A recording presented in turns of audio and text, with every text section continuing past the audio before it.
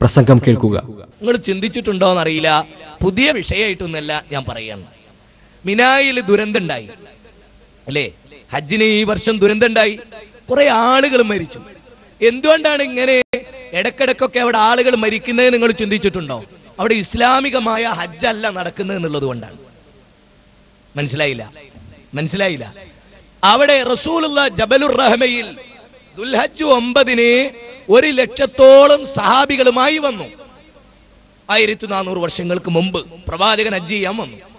ആ പ്രവാചകന്റെ കൂടെ ഹജ്ജിന് വന്ന 1,00,000-ലധികം വരുന്ന സഹാബികൾ അവരാരാ?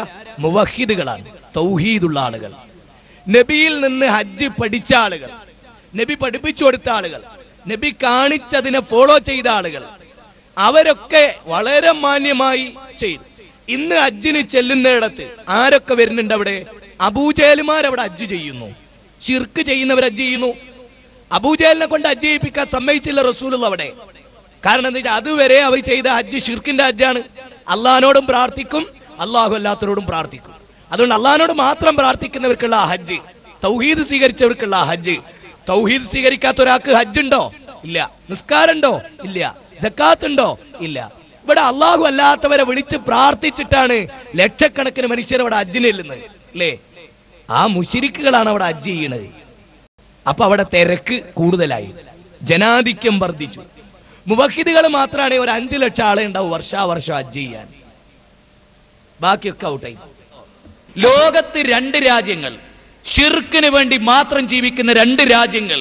ആ 2 രാജ്യങ്ങളിൽ ഒന്ന് ഇറാനാണ്, ഒന്ന് പാകിസ്ഥാനാണ്. ഷിർക്കിന്റെ കൂടാരങ്ങളെ, ഗോഡൌണുകളാണ് പാകിസ്ഥാനൊക്കെ ഷിർക്കിന്റെ.